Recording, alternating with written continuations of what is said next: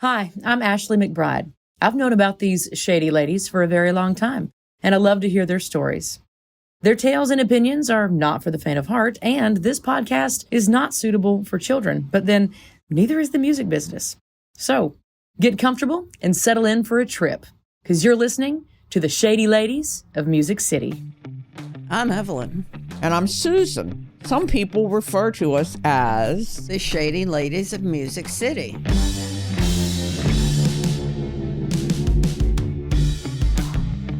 So today we're chatting with Buffy Cooper, who works with Morris Hyam Management and who is a radio maven, but who is branched into management. But we're going to call on her expertise in radio.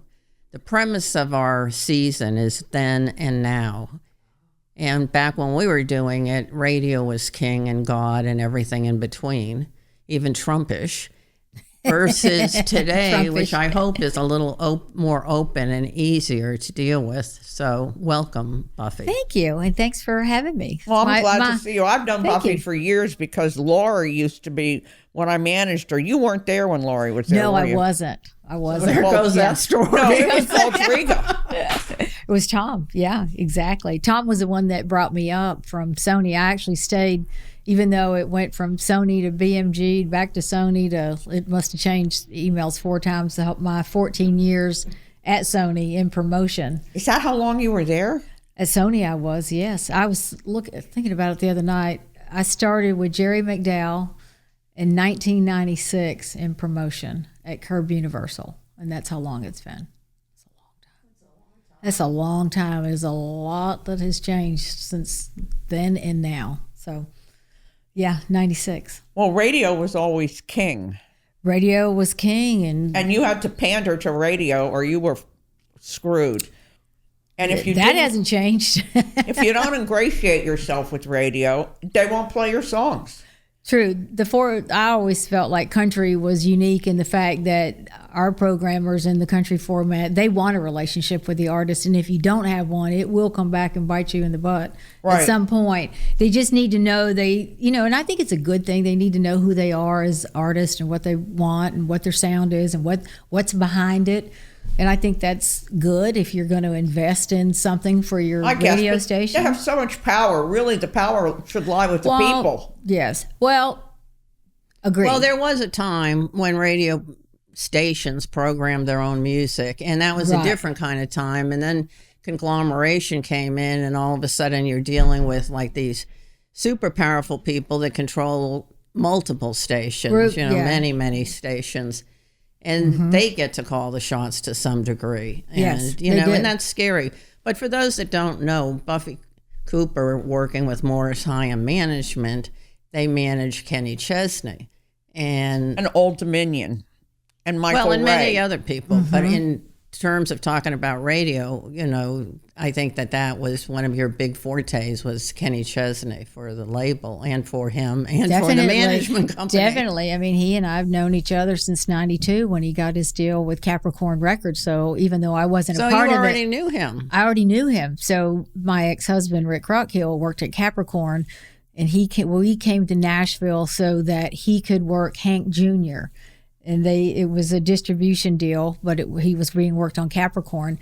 And then the next thing, it's Kenny Chesney getting his deal in our living room. I still have, it's one of my favorite photos with the whole Capricorn team with Phil Walden and everybody. I love Phil. What a great and character Kenny Wright, he was. Oh my goodness, yes. And then Kenny Wright in the center of it with Weezer down his guitar strap and he was just so nice. I remember I was so impressed that Kenny was on Capricorn Records because everybody was just basically was a country label, and Capricorn was so much not a country label. Not a country label. And at that time, I was handling the Wagoneers, who were on A&M. Yeah. And it was Kenny and the Wagoneers were the only people that were not on country labels. It was a unique time for sure when Capricorn had Colonel Bruce Hampton and the Aquarium Rescue Unit and the zoo with Mick Fleetwood. And I mean, it was... Widespread Panic was a big Widespread Panic, exactly. All of those guys. So there was Kenny, and he did his radio tour with my ex, Rick, and they went all over the country, the two of them. and back in those days, it wasn't private jets and things like that. It was like, just the short of walking. Yes, exactly. Even that's changed today about how artists are presented to radio. And we used to go, like, when there were, 200 radio stations on a panel. When I first started with Curb Universal, Jerry handed me a call sheet and said, here you go. Here's your call letters. Here's your numbers, and get after it. And so there was no real training in promotion. But I had 62 radio stations that were all reporters.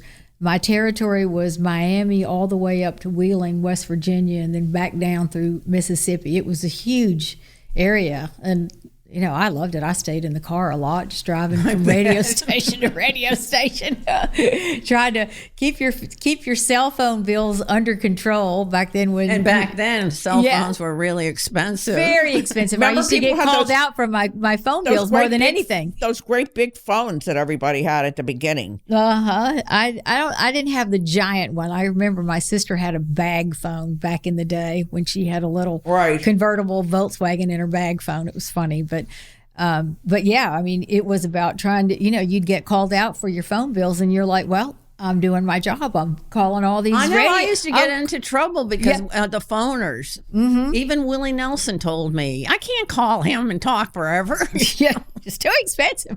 But also, too, when you were driving around, you think about it now, and I go, how in the world did I find my way to anything? And I got lost. Without you. I got lost a lot. We wonder that too now because. Oh goodness! Like going into Jerry used to tease me too because we'd go on road trips together, and boy, I could find, the seediest part of town in a heartbeat just because I couldn't read a map.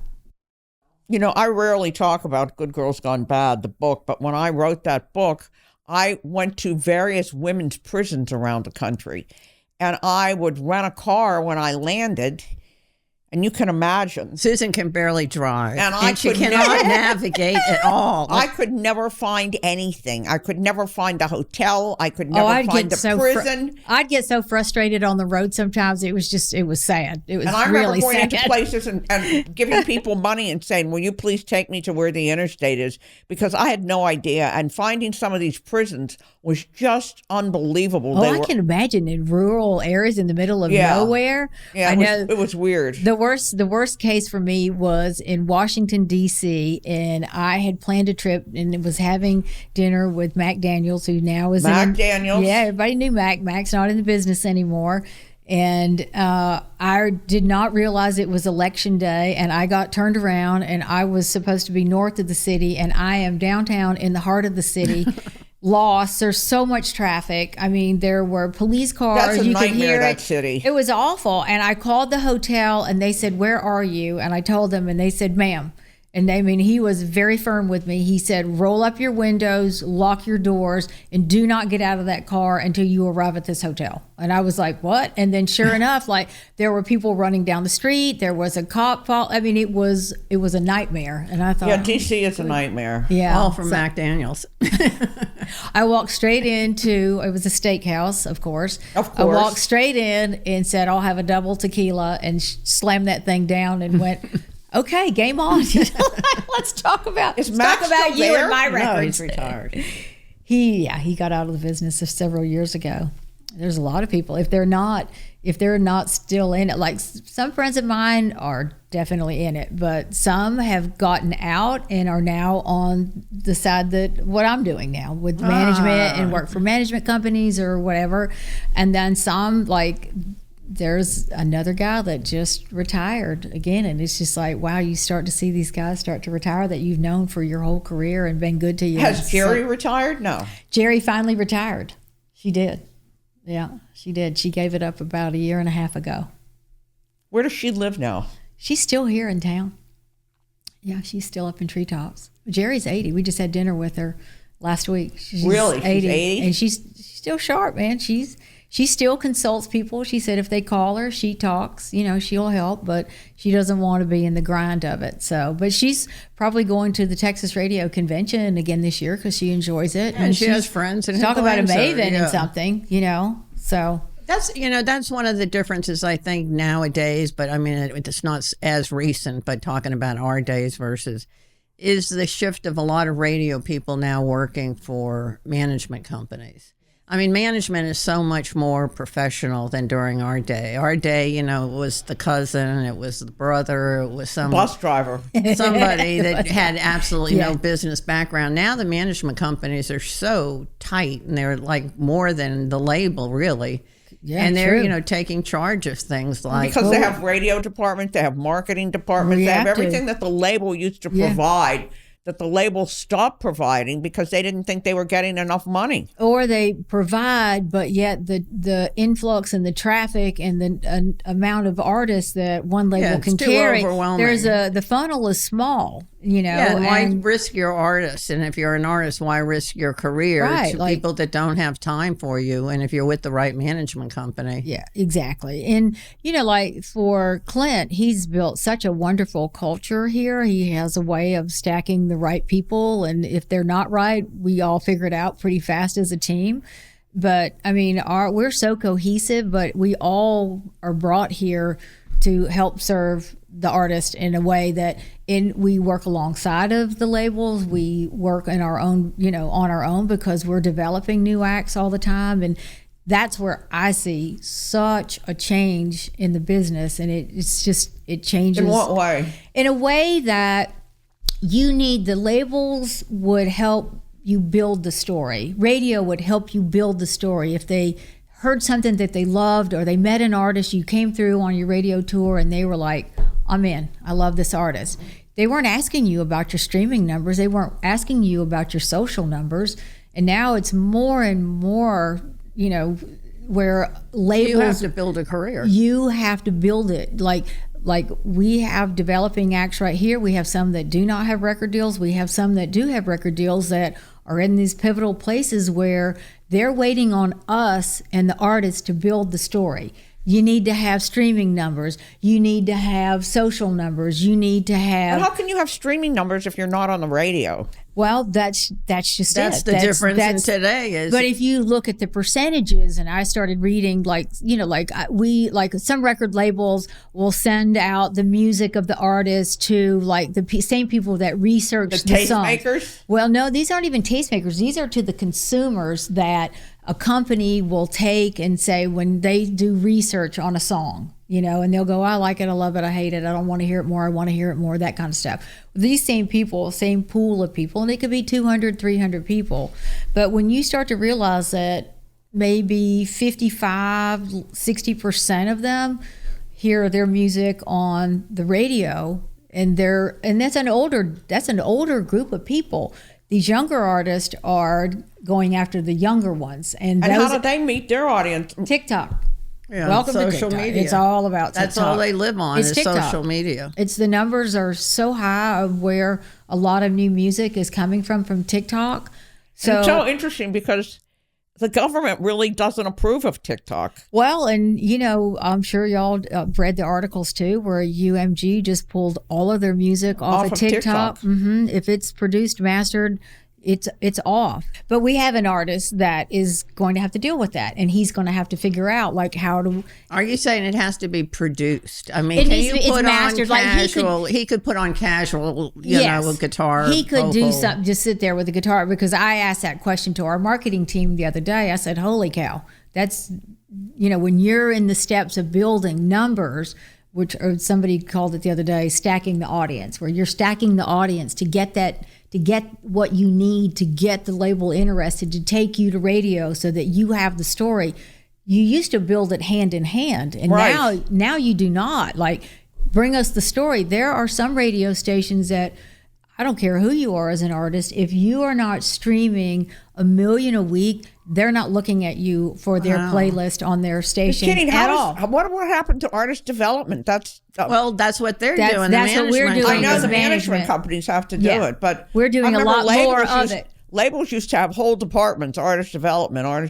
And they do. And we get depending on which label and what artist, but we get help from different ones, and we work as a team on whether we're rolling out a new song, a new EP or whatever, with the video and this and that. But then also our team here for the unsigned artists are doing all of that on their own. And that's where the conundrum is right now, is trying to build the audience to get the label interested enough to get you to radio. And what's going to happen to established artists that have had hits, if they don't start to stream, then how does that affect their career? That's the next thing I'm worried about, is like, oh my goodness, if you're not streaming, think labels will drop them or people won't book them? No, they won't play them. They won't get them to radio. They won't take them to radio until there's a bigger story.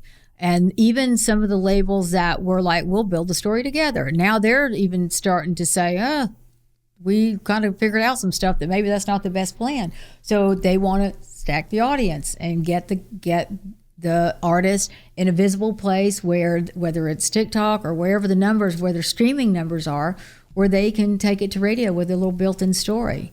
So, I mean, we still have CRS. We still, you still do you still do all the things that you're supposed to do. It's just different. Like, and listen, I get it for the labels, because they're spending $300,000, $500,000 to launch an act on a first single. Right. And that's a big investment. I don't care who you are. That's a big investment. So, you'll see some labels. I follow a lot of different labels. I have a lot of different friends in the industry, and I'm following and watching, and some will actually go out there and still do a radio tour.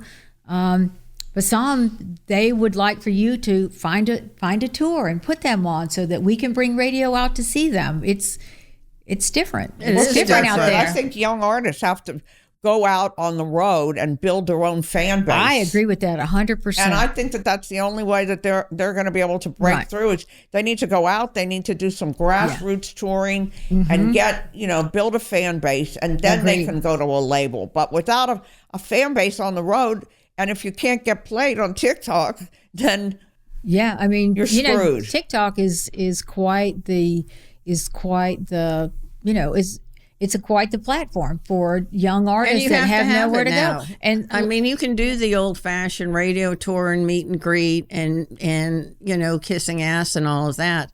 But if they're totally tuned into the new way, and so it's not going to help. They're going to take your steak dinner and they're going to do the meet and greet and they're going to be nice.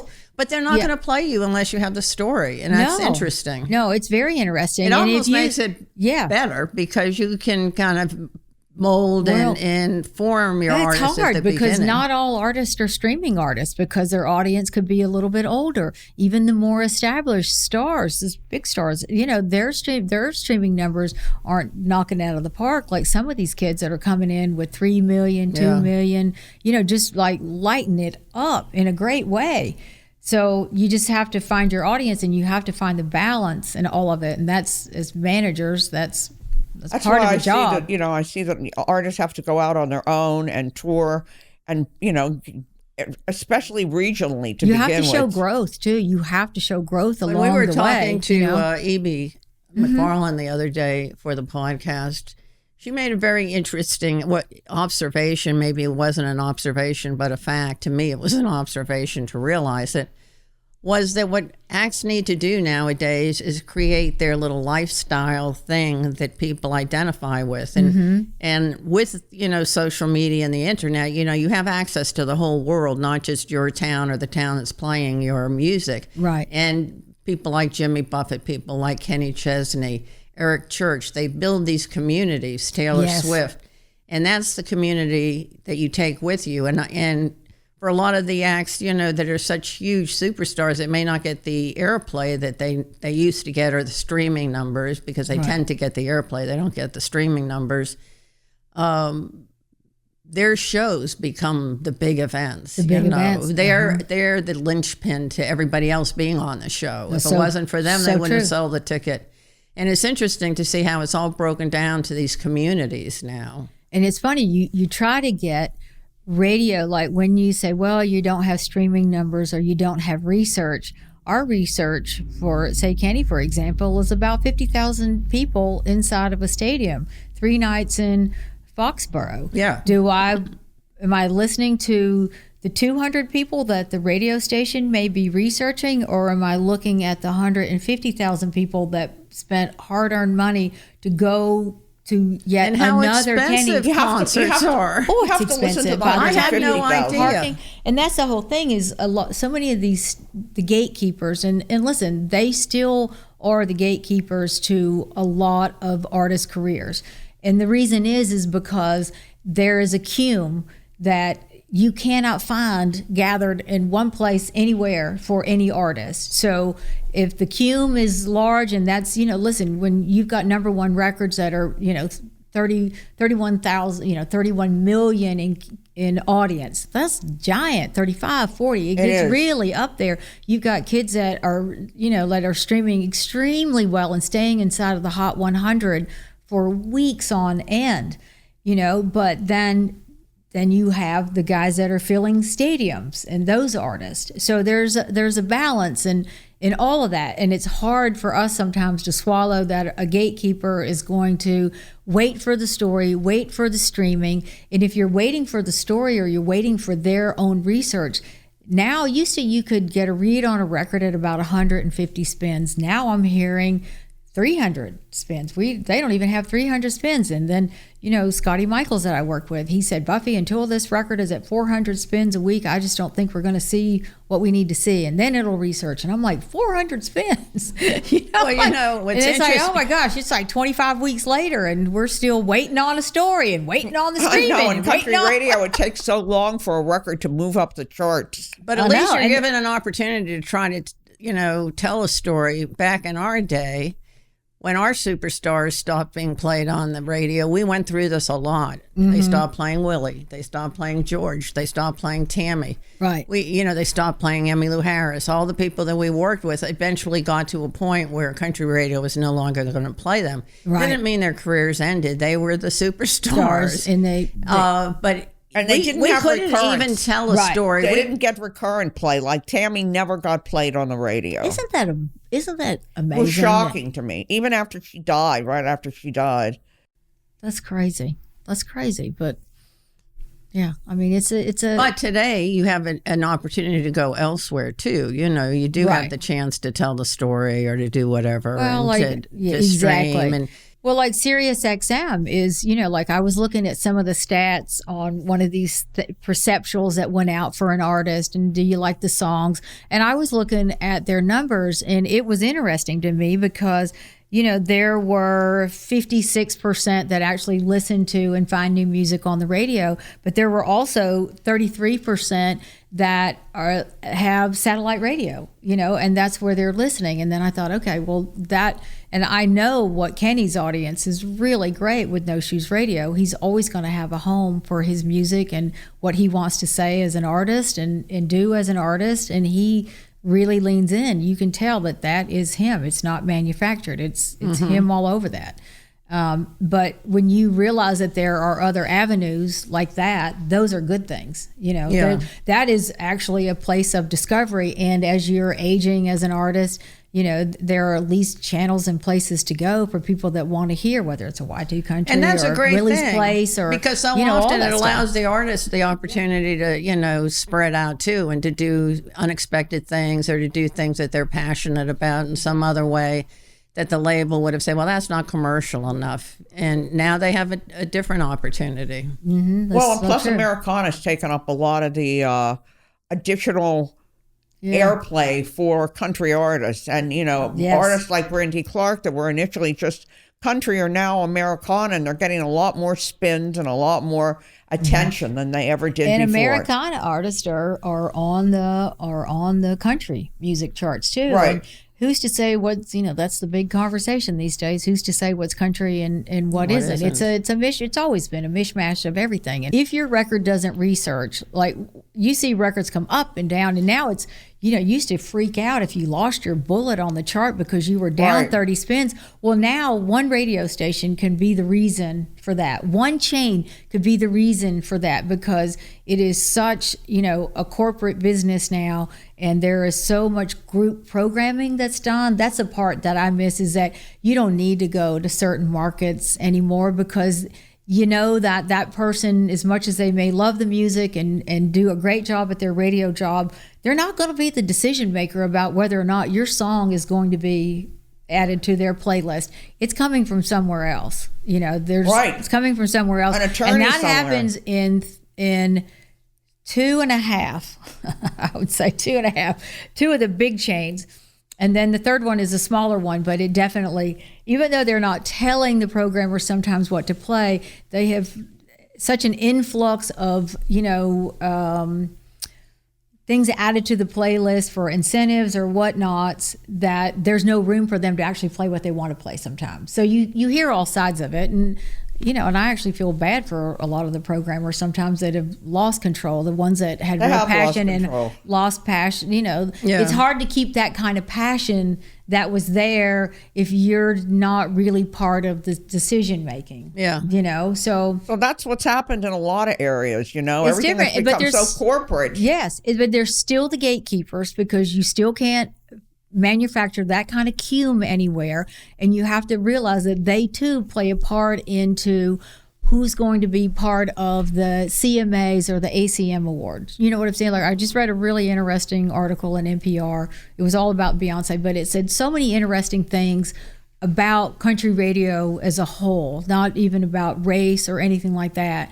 But it's true. Like, they said in that article too that they are the gatekeepers and that they are the reason that, whether it leads you into, it validates who you are as an artist in this community, whether you're getting nominated for awards or you're not getting nominated for awards. Not everybody that's had 4 to 5, 6 number ones is always going to be an awards darling, but at least they can be part of the conversation. You can't even be part of the conversation unless you have something like that. And radio is driving that. So radio still has most of the power. They do have a lot of power, yes. And how do you feel now about branching out more into management of other artists doing, things other than radio? It's been rewarding and frustrating because I know, like, there's so many managers that come into the business that don't know radio like I do, and they didn't spend 20 years of their career watching, and it's hard for me not to remove myself from it, so I don't, because I know it and I know what questions to ask. But it's frustrating because that's always going to be the thing, and I know that radio is a very important component of an artist's career. Like I watch Kenny, he's a master of it all. He really is. He still sees radio at all these stadium shows. He and I developed, radio rooms together. We do suites, we entertain, we really take care of them because I know that he feels, and like the reason he wants to do a radio room is to thank our radio partners, because with that airplay, with what they're doing, they're helping us put those 50,000 people in those stadiums. Well, and going to a Kenny show is so much fun, and your team puts together such a great backstage. It's constantly, amusing and fun and interesting. It's a good time, isn't and it? everybody It's that a great works time. everybody that works on the team. Yes. They're the production, best. Everybody. Yes, and they're all so that enthusiastic. is the culture that Kenny has built out there, along with Clint and Dale and the whole management it's the team. best backstage I've ever been to, and all the acts that I've People are worked with. polite. There's so little ego back there. Everybody's just there to do their jobs and do it And as to one. help you, and they're all Yes. willing to, try to make you more comfortable or do something for you. It's Exactly. It's always a great experience. The regionals, that's another thing we've seen change out there so much, in that, I feel for them because you went from a staff of 5 regionals down to 3 and a national, and every label is layered differently. But we're not the only act that is doing well with concerts and touring. And so, I don't know how the balance that they find between when Kenny's in touring mode and they've got 2 more artists that are very successful or 3 more artists that are very successful.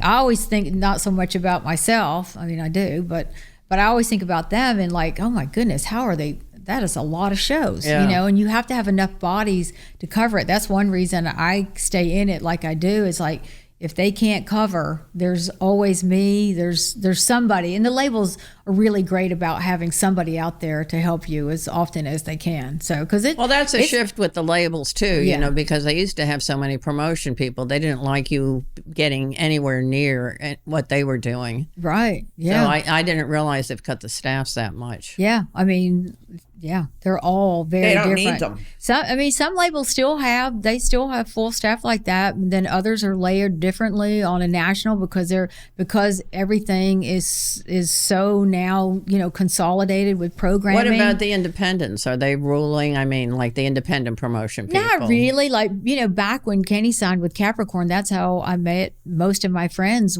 They were all independents, working everything from Garth to Kenny to whatever through all the record labels.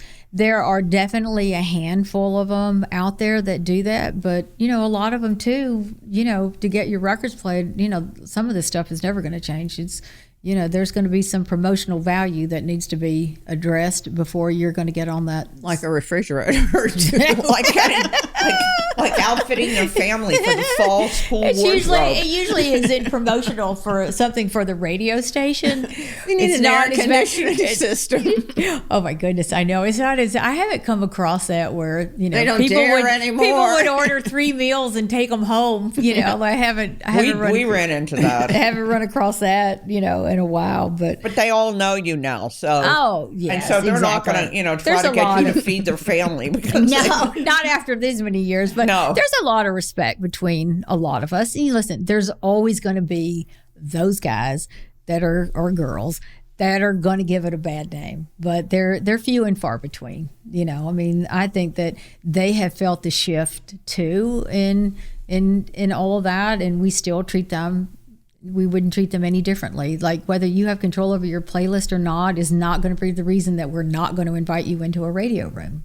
No, yeah, and that's part of like. Yeah, I hope we're old friends. Yeah. They're old friends and too. You know? Lead into the record, they can talk about, you know, if they like a person or not to some degree. Yeah, so they may not be able to pick what they play, but they might be able to. Also, that was a piece of shit from so. You know, also now like Louis Messina and promoters have a lot more clout than they used to. Oh, yes. And Louis does so many, you know, important acts, and I think they're all stadium acts. Yes, I believe so. I love working with Louis. Because he has his team too. They're great. We've worked with them for so many years, and that's a true partnership too. Like, you know, whether it's helping me secure the locations to host radio during the show so they have a place to go and eat and get out of the heat. You know, those kind of things are where the radio rooms are. I mean, they're a huge part of what happens every week. Yeah. So good people. I'm very, very, very fortunate and it spoils you for any other culture that once that has been set and you've been doing it for so long, which I have. I know. Well, imagine how the baby acts feel.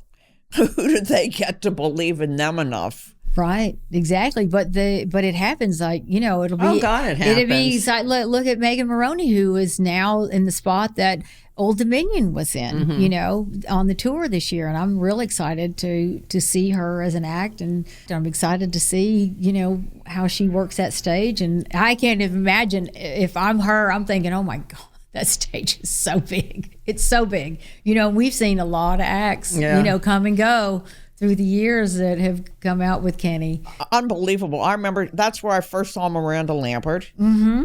Yeah. Are there any females in the radio game these days? There's lots of females. There's a lot more females than there have been in the past, that's for sure. Really? Yes. There's a lot of female program directors that are just great, and music directors. I mean, yes. That's good, because women are the ones that ultimately buy the music, in my opinion. I think so too. I mean, that's usually the demo that they're shooting for when they're selling advertising at their radio stations. You know, it's not just about the music. It's about their advertisers, you know. And that's why I always wondered why there weren't more female programmers and there weren't more female people in radio and consultants. I don't think I ever met a female. Because there weren't that many females in anything back then. Well, Becky Brenner is one of the most well-known consultants, and Becky came from, you know, as a program director at KMPS, you know. So, but yeah, there's a lot of females in it, which is great. It's like there's more females on the radio in general, which is great. You know, I can remember the whole Martina thing and the tomato and all of that. You know, we forget where a lot of this started. I'm glad to hear that there are more female programmers, because I never used to understand why, if females were the ones that were buying all the music and listening, why they didn't have more females in radio. I agree. And one of the things that I would always say to some of our male programmers is, I want you to go home and I want you to play it for your wife. Right. And then I want you to call me. And especially if I knew the wife too, which I always tried to make a point to know them if they wanted, you know, if they were joining for dinner or whatever. But, you know, like I know that, you know, Duke and I, we have our opinions about music. We discuss music. What's, you know, whenever I have new project from anything, the first thing I do is send it to him and ask him to download it so that we can listen, you know? Yeah. So, yes, it's very important that we have the female perspective. Well, it is about time, but, you know, it was no different than any other aspect of the business. Then, you know, women have just, I think, made a lot of strides in the, you know, last 10 or 15 years. I agree 100%. Thank goodness. You know, you see more female managers. Exactly. We talked about that with Tracy Gershon. And yes, definitely more females everywhere. Go females. Yeah, but I don't think there are that many female management companies like there are male managers. Like Red Light is male. I mean, there's a couple women that work there. Like Morris Hyam is male. Like Clarence and whatever. Well, they're male. Well, yes. I mean, there definitely are a lot of males too, but I think like a company like Red Light, there are definitely more females in there. And if it's the females that are bringing on the acts, it's like, it's on me. If I want to do more and be more, then I need to go find an act. It's not like anybody's holding me back. You know, I'm like, I just don't know if I want more. You know what I'm saying? And these big management companies that are fairly new, I mean, a lot of these women are fairly new at moving into these positions, but the men had already had the success that they could afford to staff up a management company like this. It's not, you know, inexpensive. No, by any stretch to bring in great people and to reward them all. So I think that there haven't been that many women around, you know, that were successful, that could afford to open up a big management company. And look back at Dale Morris, who was, you know, as part of this company. I mean, he had Alabama, and he was like a huge manager. Oh, yes. I remember when I first came to town, I was terrified of Dale. I was too. Because it seemed to me that he had his shit together so much. And I'd see him out on the road, and, you know, I would be with Laura, with the white shirt and the blue jeans. And his little white shirt and his sneakers and his jeans, but he was always there for events and always there and always intimidating. Well, and supportive of his acts, funny. always supportive of his acts. Yeah. And, you know, you drive around town, you see the Alabama recording studio and all these different things and the Alabama house. And it was all Dale, you know. And I don't know that the business will ever have characters like that again, because it's not a character-oriented business anymore. It's a corporate business. And that's the same thing on the radio side of things, is that, you know, the Coyote Calhouns of the world, and, you know, there were so many, like even the Les Acres, and you know, like when I came in, I was scared of some of them. Moody. Exactly, Bob Sterling. I mean, you know, all these guys. I was fortunate that I met them as Rick's wife when he was doing promo, and so I would go to showcases just as the wife, and I would meet these folks. And then exactly, and then I got a call list, and I would call them. I can remember calling some of them and like, what is your problem? Why would you? They're like, I thought, how rude. I didn't remember these people being so rude. I came from a real business where people, like, I sold ceramic tiles. They needed to call you back because they needed a quote if you were going to get a job together. Radio doesn't need to call you back. It was a no, they don't care because reality, they have the power. Especially if you're working songs like "If My Heart Had an Ass, I'd Kick It," and I was like, why would they call me back? And I'd get them on the phone and go, "What is going on? You know, we know each other." And it turns out that they're very busy people, and they don't need to take calls from all record labels about all, you know, all songs being released to radio. So, are there more female regionals? Yes. There aren't that many regionals. There's a lot of female regionals. Yes. Yes, yes. There's a lot of female regionals. No, they have to have regionals. They have to have, let me tell you, I always say this to the ones that I know that have kids. I am so impressed because I've never had children and did the job. And I am so impressed that these girls and women that do these jobs and have little kids at home or doing this job pregnant and still have little kids at home. I am amazed at how the balance that they have with their jobs and life. That's why I wondered if there were more female regionals, because there never used to be. I mean, Jerry was one of the only ones. Oh, I know. She and I were talking about that at dinner the other night, like how different it was and being the only female out there. I mean, I will say, back even when I first started with her, it was a lot of fun back then. That's the thing I feel like this is missing, that it's still there, but it doesn't feel like it's there like it But used to be. You're not having it.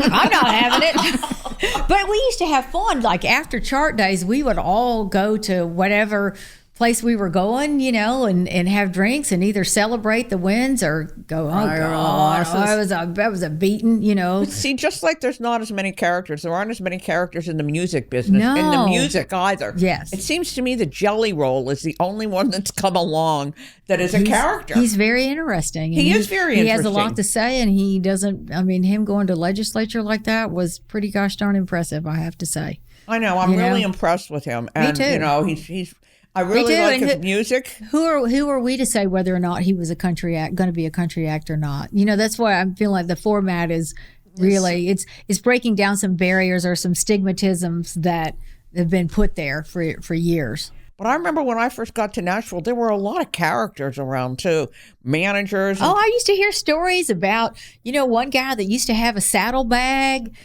Sammy Kershaw. This was a promo guy, Wayne.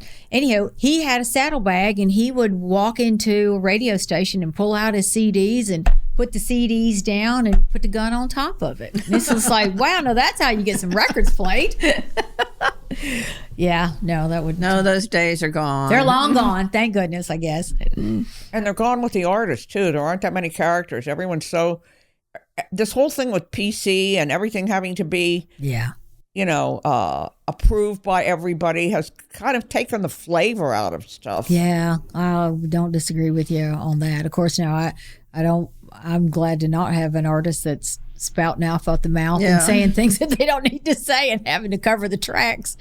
I'm okay with that too. Because Evelyn and I have discussed a lot how much fun the music business was when we were both in our height of being in the music business. And you would go to the airport and you would see a lot of people and everybody was on the flights and they were all upgrading. And now everybody has their own planes. I know. Exactly. You don't see anybody. I know, but I tell you, the fun still is, for me, is like, even though the travel sometimes becomes a lot and you're gone almost every single weekend, but to still go out there and watch some of the new acts coming through. But then when it's time for Kenny to come on and the lights are down and the music starts, that excitement and that pride that I have that has been there for over 20 years is still there every single time. And every single time I think I'll just go out here and let's do a few songs and do this or that. Well, truthfully, and then I stand there and I'm right there at the encore and I'm like, Kenny's the only show I've seen probably in the last 10 years or since I've been and retired. we feel proprietary and about I feel Kenny. the same like way. We're involved somehow. I with never the worked with organization. him at all in PR or anything.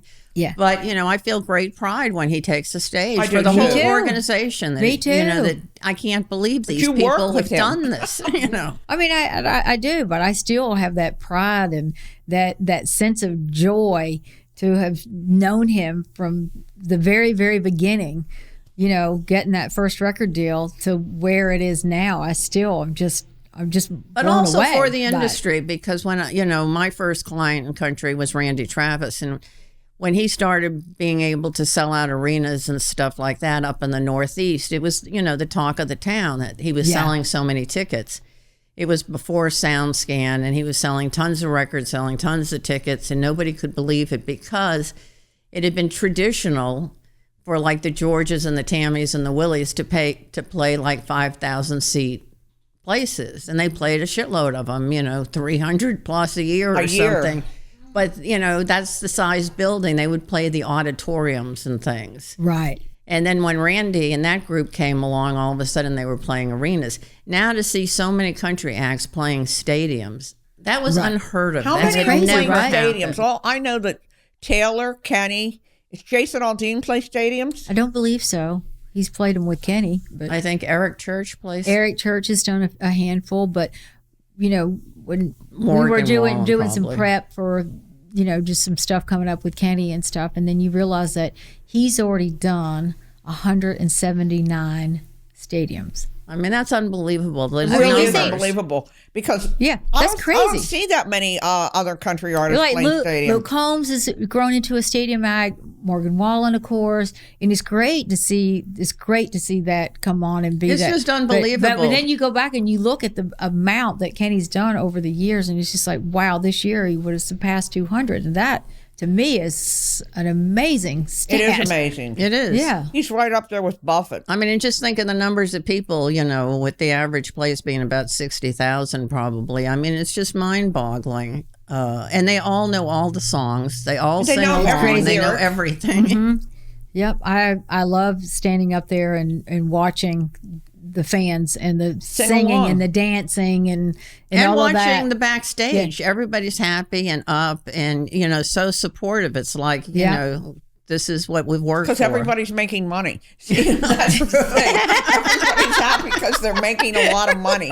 And I look at Taylor Swift's thing, and they're all happy too because that's they're all funny. making money. Right. And They're the all with audience, Louis. and they're all with Louis, and everybody's happy and dancing in the aisles. And Taylor's ecstatic, and who blames her? Do you believe she played 288,000 people in Melbourne? I know Duke was just reading that stat to me last night, and I was like, wow, just when you think it can't I mean, she's get got to any be bigger, over. it's like, it is insane. She's got to be overwhelmed coming out on stage and seeing all these people, but she apparently isn't that overwhelmed. She handles it beautifully. I'll say that. Well, Buffy, thanks so much for spending so much time with us today. We really enjoyed it, and it was a real eye-opener for me to find out what's going on. My pleasure. Thanks for having me. Yeah, thanks for coming, Buffy. Oh, my pleasure. We've known each other for so long. This is fun. Just sit down and chat. And your office. I think we probably need to do this without the microphone sometime, a little bit more often. Lunch. Maybe we should have lunch or something. There you go. I would love that. Send our love to Duke. I will, always. Thanks for listening. Be sure to subscribe, and we'll be sure to catch you off guard. So light one up and lighten up. Share and tell your friends, then rate, review, and subscribe. Don't be quiet about this. We need you to tell everyone. And we mean everyone. We are putting our faith in your hands. We are. For more information on the podcast, please visit www.shadyladiesofmusiccity.com. Shady Ladies of Music City is recorded and produced in Nashville, Tennessee, and presented by the Morris Hyam Management. Our executive producer is Clint Hyam. Our producer is Kyle Quigley. Our engineer and editor is Robert Schaefers. Robert has also written and performed our theme music.